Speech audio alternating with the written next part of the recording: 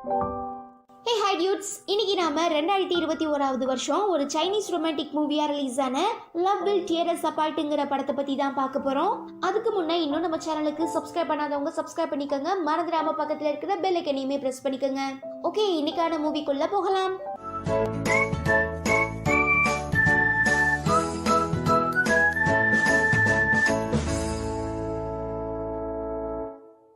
இந்த மூவிக்கான ஓப்பனிங் சீன்ல சைனாவோட நாட்டு போல பயங்கரமான பனிப்புயலுக்கு நடுவுல ரொம்பவே ரிஸ்க் எடுத்து வேலை பார்த்துட்டு இருக்க நம்ம ஹீரோவான லூவை தான் காட்டுறாங்க. இன்னையோட நம்ம ஹீரோவும் ஹீரோயினும் லவ் பண்ண ஆரம்பிச்சு 3650 நாள், அதாவது கரெக்டா 10 வருஷம் ஆகுது. என்னதான் இப்ப நம்ம ஹீரோ பார்த்துட்டு இருக்க வேலை ரொம்பவே கஷ்டமா இருந்தாலும் மனசுக்குள்ள அப்படி ஒரு சந்தோஷம். பிகாஸ் நாளைக்கு நம்ம ஹீரோக்கும் ஹீரோயினுக்கும் கல்யாணம். ஸோ ரொம்பவே எக்ஸைட்மெண்ட்ல என்னதான் இத்தனை நாளா நானும் ஹீரோயினும் மீட் பண்ணி பேசாம இருந்தாலும் இப்போ வரைக்குமே நாங்க 2 பேரும் ஒருத்தர் உண்மையாக தான் லவ் பண்ணிட்டு இருக்கோம். நாளைக்கு நேரம் எங்களை விஷ் பண்றதுக்காக எங்க ஃப்ரெண்ட்ஸ் அண்ட் ஃபேமிலியும் மேரேஜ் ஹாலில் வெயிட் பண்ணிட்டு இருப்பாங்க. ஹீரோயின் ஒயிட் கலர் ட்ரெஸ் போட்டு பார்க்கறதுக்கு அப்படியே ஒரு ஏஞ்சல் மாதிரி இருப்பா. நான் பிளாக் கலர் கோட் ஷூட் போட்டு ரொம்பவே ஹேண்ட்ஸமா இருப்பேன். ஸோ நாளைக்கு எங்களுக்கு மேரேஜ் ஆனதுக்கு அப்புறம் எந்த ஒரு சக்திகளாலையும் எங்களை பிரிக்க முடியாதுங்கிற மாதிரி நம்ம ஹீரோ பயங்கரமா பேசிட்டு இருக்கும்போது டக்குன்னு செம்மையா ஒரு பனிப்புயல் வீச ஆரம்பிக்குது. பாவம் நம்ம ஆளுக்கு என்ன பண்றதுன்னே தெரியல. ஒரு நிமிஷம் ஸ்டன் ஆகிடுறான். கட் பண்ணா இங்க ஒரு ஃபிளாஷ்பேக். ஆக்சுவலாக நம்ம ஹீரோயின் படிச்சுட்டு இருந்த ஸ்கூலுக்கு நம்ம ஹீரோ நியூ அட்மிஷனாக போயிருப்பான். பார்த்ததுமே அவனுக்கு ரொம்ப பிடிச்சு போயிடும். அப்புறம் என்ன, அவளை விடாம ஃபாலோ பண்ணி சேஸ் பண்ண ஆரம்பிக்கிறான். என்னதான் ஒரு கட்டத்துக்கு அப்புறம் ஹீரோயினுக்கு இந்த விஷயம்லாம் தெரிஞ்சாலுமே ஹீரோவை கண்டுக்காத மாதிரியே மெயின்டைன் பண்றதுனால ஓகே அவ்வளோதான், இதுக்கப்புறம் வெயிட் பண்ணோம்னா கண்டிப்பா வேலைக்கு ஆகாதுங்கிறத புரிஞ்சுக்கிற நம்ம ஆளு உடனே ஹீரோயின்காக லவ் லெட்டர் எழுதுறான். இன்னாப்புல லிங்கியா, என்னோட பேரு லூ. நான் இப்பதான் ஃபர்ஸ்ட் டைமா ஒரு பொண்ணுக்கு லவ் லெட்டர் எழுதுறேன். ஸோ ஏதாவது மிஸ்டேக் இருந்தா அட்ஜஸ்ட் பண்ணிக்கோ. பட் இதுல நான் எழுதுற ஒரு வார்த்தையுமே உண்மையானது. எனக்கு இந்த மானே தேனே பொன்மானேங்கிற மாதிரி கவிதைலாம் எழுத தெரியாது. அதனால நான் நேரடியாவே சொல்லிடுறேன், நான் உன்னை உண்மையா உயிருக்குயிரா லவ் பண்றேன். நீயுமே இதை பத்தி நல்லா யோசிச்சு பார்த்துட்டு உன்னோட முடிவை என்கிட்ட சொல்லுன்னு சொல்லி நம்ம ஹீரோ எழுதியிருக்கான். ஈவன் இதெல்லாம் படிச்சு பார்த்துட்டு நம்ம ஹீரோயின் நீ இப்ப எங்க இருக்கன்னு கேட்டு மெசேஜ் பண்ண நம்ம ஆளு பயங்கர எக்ஸைட் ஆகி ஹீரோயினை மீட் பண்ணி பேசுறதுக்காக அவ கிளாஸ்க்கு போய் பார்க்கும்போது அவனுக்கு முன்னவே அங்க டீச்சர் வந்துடுறதுனால ஹீரோயினால ஹீரோக்கு ரெஸ்பான்ஸ் பண்ண முடியல. சோ இன்னைக்கு ஸ்கூல் முடிஞ்சதுக்கு அப்புறம் எனக்காக நீ ரூஃப் டாப்ல வெயிட் பண்ணு, நான் என்னோட பதில சொல்றேன்னு ஹீரோயின் ரிப்ளை பண்ணவும் அவ்வளவுதான், நம்ம ஆளை கையால பிடிக்க முடியல. ரெக்க கட்டி பறக்க ஆரம்பிச்சிடுறான். முக்கியமா நம்ம ஹீரோயினுமே தன்னோட காதலை ஹீரோ கிட்ட சொல்றதுக்காக கிளாஸ்ல இருந்து வேகமா வெளியில ஓடி வரும்போது தெரியாம ஆப்போசிட்ல வர டீச்சரை இடிச்சிடவும் கையில வச்சிருந்த ஹீரோ கொடுத்த அந்த லெட்டர் கீழே விழுந்துருது. இதை அந்த கிளாஸ் டீச்சருமே நோட் பண்ணிடுறாங்க. அவ்வளவுதான், நம்ம ஹீரோ ஹீரோயின் 2 பேருமே செம்மையா மாட்டிக்கிறாங்க. ஆனா நம்ம ஹீரோ நான் தான் ஹீரோயினை லவ் பண்றேன்னு சொல்லி பின்னால சுத்திட்டு இருந்தேன். மத்தபடி ஹீரோயினுக்கும் இதுக்கும் எந்த சம்பந்தமுமே இல்ல. எப்படியாவது என்னோட காதலை அவ புரிஞ்சுக்கணுங்கிறதுக்காக தான் நான் இந்த லெட்டரையுமே எழுதினேன்னு சொல்லி நம்ம ஹீரோ ஹீரோயினை காப்பாத்தி விட்டுடுறான். என்னதான் ஏற்கனவே நம்ம ஹீரோயினுக்கு ஹீரோ மேல லவ் இருந்தாலும் இப்ப இவ்வளோ பெரிய ப்ராப்ளம்ல இருந்து தன்னை காப்பாத்திட்டாங்கிறதுனால பயங்கரமா இம்ப்ரெஸ் ஆகிடுறா. ஸோ இப்படிதான் நம்ம ஹீரோயினோட காதல் வாழ்க்கை ஸ்டார்ட் ஆகியிருக்கு. தென் இப்படியே பார்த்தோம்னா ஒரு 5 வருஷம் கடந்து போயிடுது. இப்போ நம்ம ஹீரோயின் காலேஜில் படிச்சுட்டு இருக்கா. அதுவே நம்ம ஹீரோயினை எப்படியாவது நல்லபடியாக பார்த்துக்கணும், அவளுக்கு தேவையான எல்லாத்தையுமே பண்ணணுங்கிறதுனால ஸ்கூல் முடிச்ச உடனே நிறைய பணம் சம்பாதிக்கணுங்கிற மைண்ட் செட்டில் ரொம்பவே கஷ்டமான ஹெவி ஒர்க்லாம் இருக்கும் இல்லையா, அந்த மாதிரி ஒரு ஹார்பரில் வேலை பார்த்துட்டு இருக்கான். அப்படி இருக்கும்போது தன்னை பார்க்கறதுக்காக ஹீரோ ரொம்ப நாளாவே வரலங்கிற கோவத்தில் நம்ம ஹீரோயின் கால் பண்ணி இங்கே பாருடா, நாளைக்கு நான் வேற ஒருத்தனை கல்யாணம் பண்ணிக்க போகிறேன். அப்படியே நீ ஆசைப்பட்ட மாதிரியே எங்கள் கல்யாணத்துக்கு ஃப்ரெண்ட்ஸு ஃபேமிலின்னு சொல்லி நிறைய பேர் வருவாங்க. நானுமே ஒயிட் கலர் கவுன்லாம் போட்டு தேவதை மாதிரி இருப்பேன். என்னோட மாப்பிள்ளையுமே பிளாக் கலர் கோட் ஷூட்லாம் போட்டுக்கிட்டு பார்க்கறதுக்கே செம்ம ஹேண்ட்ஸமாக இருப்பான் தெரியுமாங்கிற மாதிரி சொல்லி நம்ம ஹீரோவை பயங்கரமாக வெறுப்பேற்ற ட்ரை பண்ணுறா. ஆனா நம்ம ஆளு சிரிச்சுக்கிட்டே சமக்கூலா, ஓ அப்படியா, பட் மேடம் நீங்க சொல்றதெல்லாம் வச்சு பார்க்கும்போது உங்க மனசுக்குள்ள எழுந்துட்டு இருக்க அந்த மாப்பிள்ள நான் தான் போலன்னு ஹீரோ சொல்ல ஹீரோயின் எல்லா கோவத்தையுமே விட்டுட்டு சிரிச்சிடுறா. சரி பேபி, எனக்காக ஒரே ஒரு தடவை அந்த டைலாக்க சொல்லேன்னு ஹீரோ கேட்க நான் உனக்கு மட்டும்தான்னு ஹீரோயின் சொல்ல ஆமா நீ எனக்கு மட்டும்தான், ஐ லவ் யூ டூ பேபின்னு சொல்லிட்டு ஹீரோ காலை கட் பண்ணிடுறான். ஐயோ, இந்த சீனை பார்க்கும்போது அவ்வளோ கியூட்டா இருக்கும். நெக்ஸ்ட் நம்ம ஆளு வேலை செஞ்சிட்டு இருக்க இடத்துல ரொம்ப கஷ்டமான ஒரு வேலையை பார்க்குறவங்களுக்கு நாங்கள் நிறையவே பணம் தரோம்னு சொல்லி அனௌன்ஸ் பண்ணுறதுனால நம்ம ஹீரோவும் அவனோட ஃப்ரெண்டும் அந்த வேலையை பார்க்க ஆரம்பிக்கிறாங்க.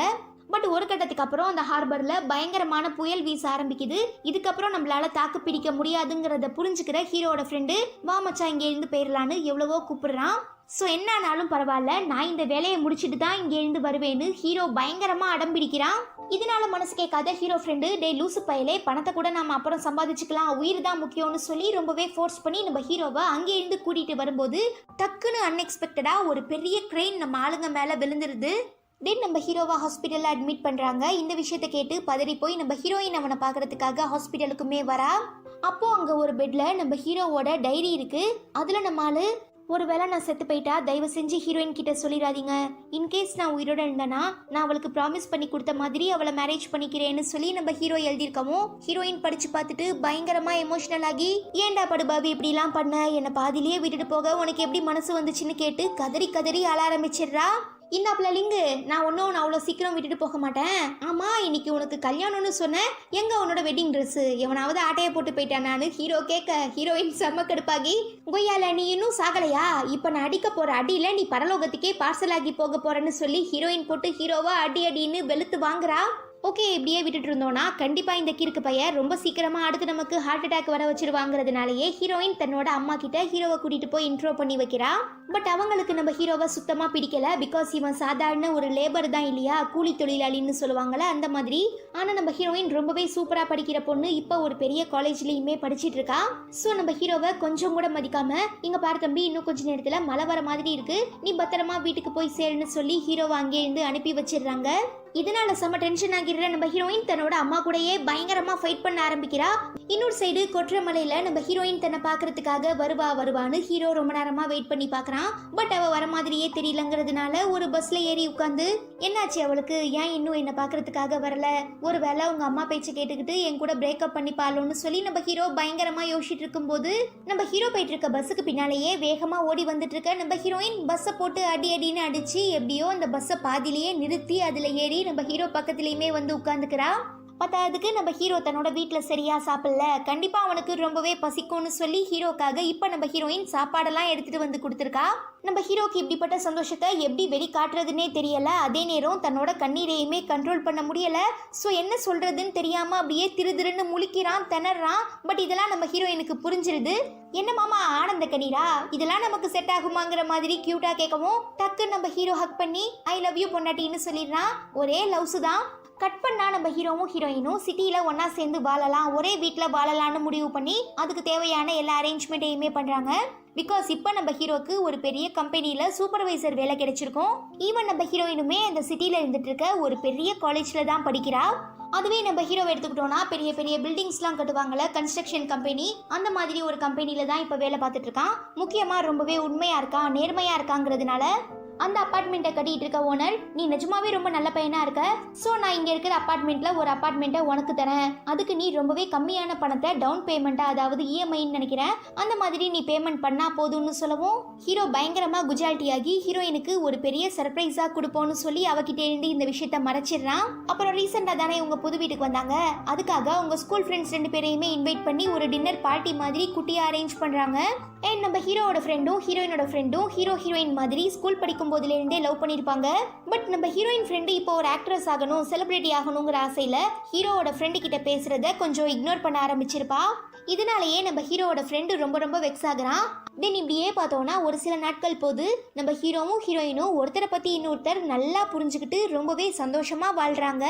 ஆனால் இப்போ நம்ம ஹீரோ வேலை பார்த்துட்டு இருக்க அந்த கன்ஸ்ட்ரக்ஷன் சைட்டில் ஒரு சில மேலதிகாரிகள்லாம் இருப்பாங்கள்ல, அதாவது இன்ஜினியர்ஸ், அப்புறம் முக்கியமான அத்தாரிட்டிஸ்லாம், அவங்களாம் ஒன்றா சேர்ந்து இந்த பில்டிங்கை கட்ட சொன்ன ஓனரை ஏமாற்றி நிறையவே ஊழல் பண்ணி பணம் சம்பாதிக்கலான்னு முடிவு பண்ணுறாங்க. இந்த விஷயம் நம்ம ஹீரோக்குமே தெரிய வருது. நம்ம ஆளு தான் கடமை, கண்ணியம், கட்டுப்பாடு, நேர்மை, உண்மைன்னு இருப்பான் இல்லையா, அதனால நம்ம ஆளு முடியாதுன்னு சொல்லவும் அவனுங்க நம்ம ஹீரோவை தூக்குறதுக்காக டார்கெட் வச்சிடுறானுங்க. ஸோ இந்த ப்ராப்ளம்லேருந்து எப்படியாவது தப்பிக்கணும், அதே நேரம் அந்த பில்டிங்கை கட்ட சொன்ன ஓனர் தான் மேலே வச்சிருக்க நம்பிக்கையை காப்பாற்றணுங்கிற காரணத்துக்காக நம்ம ஹீரோ ரொம்பவே கான்ஷியஸாக தன்னோட வேலையில் கான்சென்ட்ரேட் பண்ண ஆரம்பிக்கிறான். ஈவன் நம்ம ஹீரோவால் வீட்டுக்கு போக முடியலை, ஹீரோயினை மீட் பண்ண முடியலை, அவகிட்ட பேச முடியலை, நாள் கணக்கா வாரக்கணக்கா அந்த கன்ஸ்ட்ரக்ஷன் சைட்லேயே தங்க ஆரம்பிச்சிடுறான். இதனால நம்ம ஹீரோயினுமே ரொம்ப தனிமையாக லோன்லியாக ஃபீல் பண்ணுறா. ஒரு நாள் நம்ம ஹீரோயின் ரோட்ல தனியா நடந்து வந்துட்டு இருக்கும்போது அவளை யாரோ ஒருத்தன் ஃபாலோ பண்ணிட்டு இருக்கிறதுனால பயந்து போய் வேகமா ஓடிக்கிட்டே நம்ம ஹீரோக்கு கால் பண்ணி, ஹனி எனக்கு பயமா இருக்கு, யாருனே தெரியல, ரொம்ப நேரமா என்ன ஃபாலோ பண்ணிட்டு இருக்கான், ப்ளீஸ் சீக்கிரமா என்ன வந்து காப்பாத்துன்னு செம்மையா அளவும் நம்ம ஆளு என்னாச்சோ ஏதாச்சோன்னு தெரியாம பதறி போய் வேகமா ஓடி வந்து கீழே பார்த்தா சர்ப்ரைஸ்னு சொல்லி நம்ம ஹீரோயின் ஹீரோக்காக டின்னர் வாங்கிட்டு வந்திருக்கா. சரி வான்னு சொல்லி நம்ம ஹீரோ தன்னோட ஆஃபீஸ்க்கு கூட்டிட்டு போய் ஒன்னா சேர்ந்து உட்காந்து சாப்பிட்டுட்டு ரொம்பவே சீக்கிரமா ஹீரோயின் அங்கே இருந்து கிளம்புன்னு சொல்லிடுறான். இல்ல ஹனி, நான் வீட்டுல தனியா இருக்கிறதுனால எனக்கு ரொம்பவே பயமா இருக்கு, இன்னைக்கு ஒரு நாள் மட்டும் நான் உன் கூட இங்கேயே ஸ்டே பண்ணிக்கிறேன்னு ஹீரோயின் எவ்வளவோ கெஞ்சி பாக்குறா. வேண்டாம், அதெல்லாம் சரிப்பட்டு வராது, இங்க ஃபுல் அண்ட் ஃபுல் ஆம்பளைங்க தான் வேலை பாக்குறாங்க, நீங்க இருந்தா கண்டிப்பா உனக்கு செட் ஆகாதுன்னு சொல்லி நம்ம ஹீரோ கழுத்தை பிடிச்சு வெளியில தள்ளாத குறையா ஹீரோயின் அங்கே இருந்து அனுப்பி வைக்கிறதுக்காக எவ்வளவோ ட்ரை பண்றான். பட் நம்ம ஹீரோயின் போற மாதிரியே தெரியல.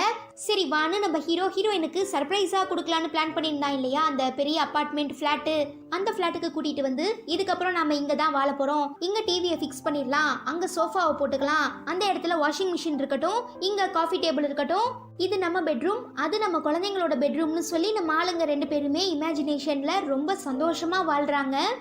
அடுத்த நாள் நம்ம ஹீரோயினை மீட் பண்ண வர அவளோட அம்மா அவகிட்ட எப்படியாவது பேசி மனசை மாத்தி தான் கூட திரும்ப கூட்டிட்டு போலான்னு எவ்வளவோ ட்ரை பண்றாங்க.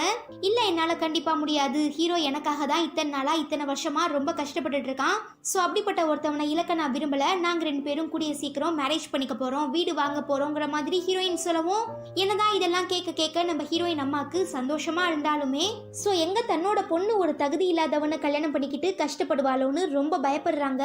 தென் நம்ம ஹீரோ தன்னோட ஒர்க் எல்லாம் முடிச்சுட்டு வந்து பார்க்கும்போது அவனோட கபோர்ட்ல நிறையவே பணம் இருக்கிறதுனால கோஆர்டினேட்டரை மீட் பண்ணி எதுக்காக இந்த பணத்தை என்னோட கபோர்ட்ல வச்சிங்க, ஏன் என்ன விஷயங்கிற மாதிரி கேட்கவும், சும்மா தான்ப்பா, நீ நிஜமாவே ரொம்ப சூப்பரா வேலை பார்க்குறீல, அதுக்கு ஒரு இன்க்ரிமெண்ட் மாதிரின்னு சொல்லி அவர் சமாளிக்கவும், இவனுங்க எல்லாருமே ஒன்னா சேர்ந்து பண்ணிட்டு இருக்க ஊழலை நம்ம ஹீரோ கண்டுக்க கூடாதுங்கிறதுக்காக தான் லஞ்சமா இவ்வளோ பணத்தையுமே கொடுத்துருக்காங்கிறத புரிஞ்சுக்கிற நம்ம ஹீரோ திரும்ப அந்த பணத்தை கோஆர்டினேட்டர் கிட்டேயே கொடுத்துட்டு தன்னோட ரூம்ல படுத்து தூங்கிட்டு இருக்கும்போது ஹீரோயின் கால் பண்ணி, இந்த மாதிரி எங்கள் அம்மாவுக்கு ரொம்பவே உடம்பு சரியில்லை, நான் உங்களை ஹாஸ்பிட்டலில் சேர்த்துருக்கேன், எனக்கு தனியாக இருக்க பயமாக இருக்குது, சீக்கிரமாக நீ வான்னு சொல்லவும் நம்மளும் பதறி அடிச்சுக்கிட்டு அங்கே இருந்து கிளம்புறச்ச ஆப்போசிட்டில் அந்த கோஆர்டினேட்டர் வரவும், என் ஃபேமிலியை சேர்ந்த ஒருத்தர் ரொம்பவே சீரியஸாக இருக்கிறதுனால ஹாஸ்பிட்டலில் சேர்த்துருக்காங்க, நான் அர்ஜென்ட்டாக போகணும், ஸோ ப்ளீஸ் உங்கள் காரை கொடுங்க, நாளைக்கு மார்னிங் கண்டிப்பாக ரொம்பவே சேஃபாக காரை உங்ககிட்ட திரும்ப கொடுத்துருவேன்னு ஹீரோ சொல்ல, இதில் என்னப்பா இருக்கு, நீ போயிட்டு சவகாசமாக இருந்துட்டு பொறுமையாகவே வான்னு சொல்லி அவருமே கார் கீயை கொடுத்து நம்ம ஹீரோவை அங்கேருந்து அனுப்பி வைக்கவும்,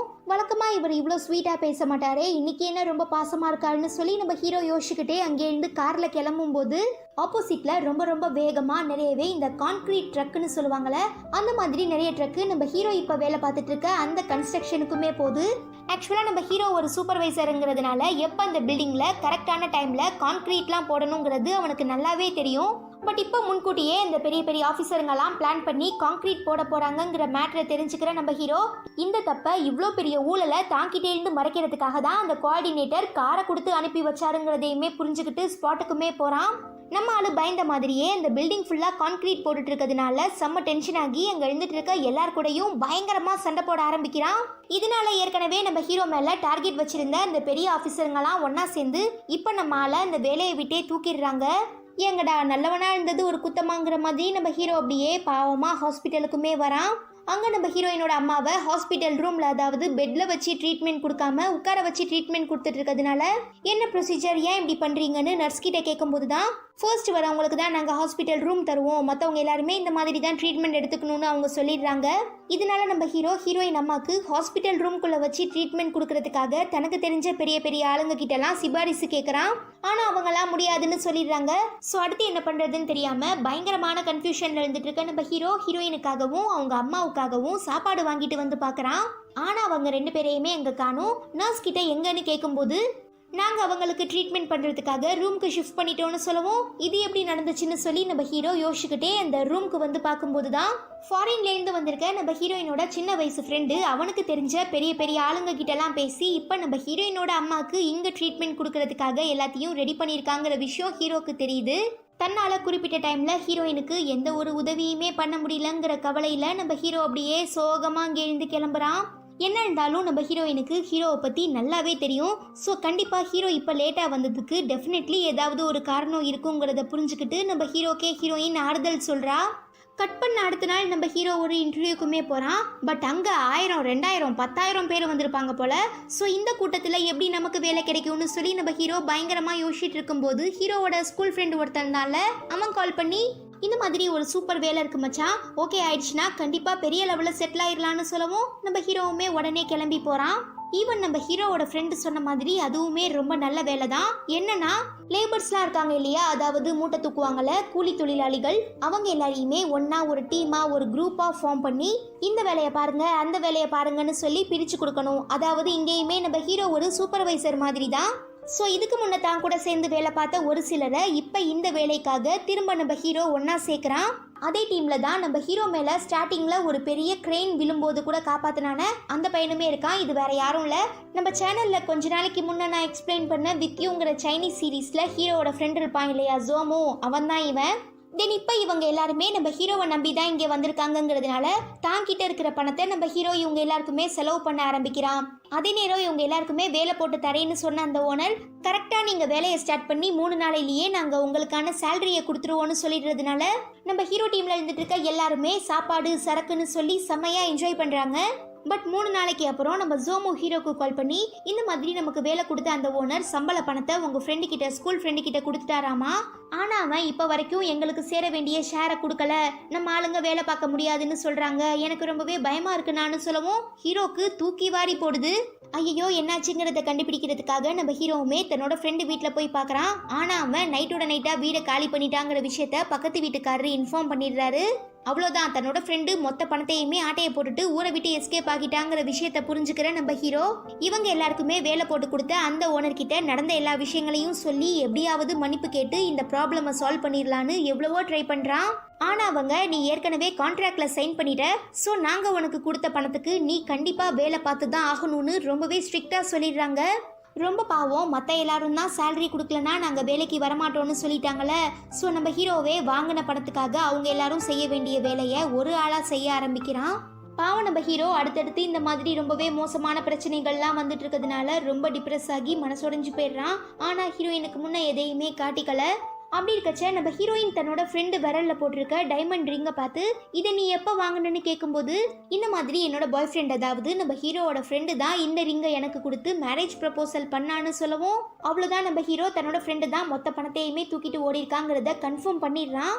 அதே நேரம் இப்படி உங்க எல்லாருமே பேசிட்டு இருக்கத தூரத்துல இருந்து நம்ம ஹீரோவோட ஃப்ரெண்டு பார்த்துட்டு இருக்கத நோட் பண்ணிடுற நம்ம ஹீரோ அவனை ஃபாலோ பண்ணி போய் கேட்கும்போது ப்ளீஸ் மச்சான் தயவு செஞ்சு என்ன மன்னிச்சிரு, என் ஆளு என்னை விட்டு போயிடுவாளோன்னு பயந்துதான் நான் அந்த பணத்தை திருடி அவளுக்காக ஒரு சில விஷயங்கள்லாம் பண்ணேன்.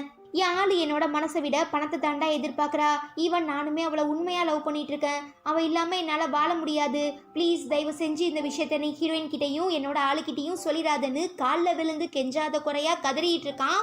ஒரு சைடு தனக்கு கிடைக்க வேண்டிய பணம் மட்டும் இல்லாமல் ஏற்கனவே தான் குருவி சேர்க்குற மாதிரி சேர்த்து வச்சிருந்த பணம் எல்லாமே போயிடுச்சு. இன்னொரு சைடு தன்னோட பெஸ்ட் ஃப்ரெண்டு தான் காலில் விழுந்து கெஞ்சுறான்னு சொல்லி நம்ம ஹீரோ பழகுன பாவத்துக்காக சரி போடா நாயேன்னு சொல்லி அவனை மன்னிச்சு விட்டுடுறான். கட் பண்ணா நம்ம ஹீரோ இப்போ ரொம்பவே கிரிட்டிக்கலான சுச்சுவேஷன்ல இருக்காங்கிறத புரிஞ்சுக்கிற நம்ம ஜோமு அவனை வேலைக்காக ஒரு இடத்துக்குமே கூட்டிட்டு போறான். எங்கன்னா சைனாவோட நார்த் போல்ல பயங்கரமான பனிப்பொழிவெல்லாம் இருக்கும்ல, அதாவது இப்போ நம்ம நாட்டில் காஷ்மீர் இருக்குல்ல அந்த மாதிரி அங்கே இருந்துட்டு இருக்க ஒரு பவர் ஸ்டேஷனில் இந்த கரண்ட் எல்லாம் ப்ரொடியூஸ் பண்ணுவாங்கள்ல, உருவாக்குவாங்கள்ல, அந்த மாதிரி ஒரு பவர் ஸ்டேஷனில் ஒரு வேலை இருக்குன்னு சொல்கிறாங்க. ஆக்சுவலாக இப்போ நம்ம ஹீரோ இருந்துட்டு இருக்க இந்த இடத்துக்கும் அந்த பவர் ஸ்டேஷனுக்கும் நார்த் போலுக்கும் ரொம்பவே தூரம் டிஸ்டன்ஸ் இருக்கும். ஸோ எங்கே வேலைக்கு போனால் ஹீரோயினை பார்க்க முடியாதோ பேச முடியாதோங்கிற மாதிரி ரொம்பவே யோசிக்கிறான். இருந்தாலும் இப்போ நம்ம ஹீரோ இருந்துட்டு இருக்க கஷ்டத்துக்கு அவனுக்கு பணம் தேவை. அதே நேரம் நம்ம ஹீரோயினையுமே அவன் நல்லா பார்த்துக்கணுங்கிற ஒரே காரணத்துக்காக மனசை கல்லாக்கிட்டு அந்த வேலை எவ்வளோ கஷ்டமாக இருந்தாலும் பரவாயில்ல நான் அங்கே போகிறேன்னு ஹீரோ ஒத்துக்கிறான். பட் நம்ம ஹீரோயின் கிட்ட இந்த விஷயத்தை பற்றி எதுவுமே சொல்லாமல் எப்பயும் போல ரொம்பவே நார்மலாக தான் இருக்கான். அப்படி இருக்கும்போது தான் திடீர்னு ஒரு நாள் ஹீரோயினோட ஃப்ரெண்டு கால் பண்ணி நடந்த எல்லா விஷயங்களையும், அதாவது நம்ம ஹீரோவோட டீமுக்கு வர வேண்டிய பணத்தை ஹீரோவோட ஃப்ரெண்டு திருடி ஹீரோயின் ஃப்ரெண்டுக்கு ஒரு சில கிஃப்ட்ஸ் எல்லாம் வாங்கி கொடுத்தானே அந்த எல்லா மேட்டரையும் பற்றி இப்போ நம்ம ஹீரோயின் கிட்ட தெளிவாக சொல்லி இந்த மாதிரி ஹீரோ வேலைக்காக நாட்போலுக்கு போகிறானா, அங்கே வாழ்கிறது ரொம்பவே கஷ்டம், திடீர்னு பனிப்புயல்லாம் வீசும், தயவு செஞ்சு என்னை மன்னிச்சிரு, இப்படிப்பட்ட இந்த நிலைமைக்கு நானுமே ஒரு காரணம், எப்படியாவது ஹீரோவை நீ தடுத்து நிறுத்துன்னு ஃபோன் பண்ணி இன்ஃபார்ம் பண்ணிடுறா. பாவம் நம்ம ஹீரோயினுக்கு ஒன்றுமே புரியல. இப்போ ஹீரோ எங்கே இருப்பாங்கிறது கூட அவளுக்கு தெரியாது. ஸோ உடனே ஹீரோக்கு கால் பண்ணி என்ன பண்ணிட்டு இருக்கேன்னு கேட்கும்போது நான் இந்த மாதிரி ஃப்ரெண்ட்ஸ் கூட ஒரு ட்ரிப்புக்கு போகிறேன், ரொம்ப சீக்கிரமாக திரும்ப வந்துடுவேன்னு சொல்லி சமாளிக்கிறான். ஆனால் நம்ம ஹீரோயினுக்கு தான் ஏற்கனவே விஷயம் தெரியும் இல்லையா. ஸோ எல்லாத்தையும் சொல்லி தயவு செஞ்சு நீ போகாத, எவ்வளோ பெரிய ப்ராப்ளம் வந்தாலும் நம்ம 2 பேருமே ஒன்றா சேர்ந்து சமாளிக்கலாம், நீ இப்படி என்ன இங்கே தனியாக விட்டுட்டு போனீங்கன்னா கண்டிப்பாக என்னால் வாழ முடியாதுன்னு சொல்லி ஹீரோயின் எவ்வளவோ கெஞ்சி பார்க்குறா. இங்க பாரு பேபி, ஒரு சில நேரங்கள்ல நாம ஒரு சில கஷ்டமான முடிவு எடுத்தா மட்டும்தான் நம்மளால நிம்மதியான வாழ்க்கைய வாழ முடியும். நான் திரும்ப இங்க வர கண்டிப்பா எப்படியும் ஒரு சில வருஷங்கள் ஆகும். அது வரைக்கும் உனக்கு என் மேல லவ் இருந்தா எனக்காக நீ வெயிட் பண்ணு. இல்ல ஒருவேளை உனக்கு உன்னோட வாழ்க்கைய வாழணுங்கிற ஆசை இருந்தா தாராளமா நீ உனக்கு பிடிச்ச மாதிரி இருந்துருன்னு சொல்லிட்டு நம்ம ஹீரோ அங்கே இருந்து கிளம்பிடுறான். ஈவன் நம்ம ஹீரோயினுமே எப்படியாவது ஹீரோவை மீட் பண்ணி அவனை காம்ப்ரமைஸ் பண்ணி இங்கே இருக்க வச்சிடலான்னு சொல்லி வேகமா ரயில்வே ஸ்டேஷனுக்கு வந்து பார்க்கும்போது நம்ம ஹீரோ போற ட்ரெயின் கரெக்டா அங்கே இருந்து கிளம்பிடுது. இதெல்லாம் பாக்குற நம்ம ஹீரோயினால ஒன்னும் பேச முடியல, அப்படியே பயங்கரமா அலறா.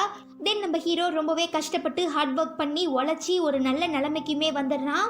அதே மாதிரி படிச்சு முடிச்ச நம்ம ஹீரோயினுக்குமே ஒரு பெரிய பேங்க்ல நல்ல வேலை கிடைச்சிருது. ஆனா என்ன, இவங்க 2 பேரும் பல வருஷம் ஆகியுமே ஒருத்தர் இன்னொருத்தர் கிட்ட பேசல. அப்படி இருக்கும்போது தான் நம்ம ஹீரோயின் வீட்ல ஹீரோயினோட சின்ன வயசு ஃப்ரெண்டு ஒருத்தர் இருந்தான்ல, அவன் கூட நம்ம ஹீரோயினுக்கு மேரேஜ் ஃபிக்ஸ் பண்ணிடுறாங்க. இதெல்லாம் தாங்கிக்க முடியாத நம்ம ஹீரோயின் ஹீரோ மேல இருந்துட்டு இருக்க கோவம், ஈகோ இது எல்லாத்தையுமே விட்டு கொடுத்துட்டு பல வருஷத்துக்கு அப்புறம் திரும்ப நம்ம ஹீரோக்கு கால் பண்ணவும் ஹீரோவை கையால பிடிக்க முடியல. பட் இப்ப அவன் வந்துட்டு இருக்க இடத்துல சிக்னல் சரியா கிடைக்காதுங்கிறதுனால வேகமா ஓடி போய் ஒரு குட்டி மலைக்கு மேல ஏறி நின்று ஹீரோயின் கிட்ட பேச ஆரம்பிக்கிறான். இந்த மாதிரி எனக்கு மேரேஜ் ஃபிக்ஸ் பண்ணிட்டாங்க, உனக்கு டைம் இருந்தா வா, அப்படி இல்லைனா எனக்கு ஏதாவது கிஃப்ட் அனுப்பி வைன்னு சொல்லவும், யா ஷோர், உனக்கு இல்லாத கிஃப்டா, நீ ஆசைப்பட்ட மாதிரியே ஒருத்தனை மேரேஜ் பண்ணிக்கோ, நானும் எனக்கு ஏத்த பொண்ணா பார்த்து மேரேஜ் பண்ணிக்கிறேன்னு ஹீரோ சொல்ல ஹீரோயின் செம்ம டென்ஷன் ஆகிடுறா. அது எப்படி என்ன கழட்டி விட்டுட்டு நீ வேற ஒருத்தைய மேரேஜ் பண்ணிப்பியா, நான் சும்மா விட்டுருவேனா, கண்டிப்பா உன்னை வெட்டி போட்டுருவேங்கிற மாதிரி சொல்லவும் ஹீரோக்கு சிரிப்பா வருது. அதே நேரம் அழுகையாவும் வருது. ஓகே, நீ தேவையில்லாம எதுக்கும் பயந்துட்டு இருக்காத, நாளைக்கே நான் உனக்காக அங்கே கிளம்பி வந்து உன்னை மேரேஜ் பண்ணிக்கிறேன், நீயும் நானும் சந்தோஷமா வாழலாம், இப்போ எனக்கு எந்த ஒரு குறையுமே இல்லை, நான் ரொம்ப நல்லா இருக்கேன், ஸோ நம்ம மேரேஜ் பண்ணிக்கிட்டு ரொம்ப சந்தோஷமா இருக்கலாம்னு சொல்லவும் ஹீரோயினுக்குமே நம்பிக்கை வருது. ஈவன் நம்ம ஹீரோயினுக்கு ரொம்ப நாளைக்கு அப்புறம் ஹீரோவோட வாய்ஸை கேட்கறதுனால சந்தோஷம் தாங்க முடியல. ஓகே, நீ அங்கேயே வெயிட் பண்ணு, நான் உன்னை பார்க்கறதுக்காக அங்கே வரேன்னு சொல்லி நம்ம ஹீரோயின் இப்போ ஹீரோ எழுந்துட்டு இருக்க அந்த ஊருக்குமே கிளம்புறா. இப்போ நம்ம ஹீரோ வேலை பார்த்துட்டு இருக்க இடத்துல இன்னும் கொஞ்ச நேரத்தில் பயங்கரமான பனிப்புயல் வரப்போகுதுன்னு சொல்லவும் அவங்க கேம்பை காலி பண்ணிட்டு வேற ஒரு இடத்துக்குமே போறாங்க.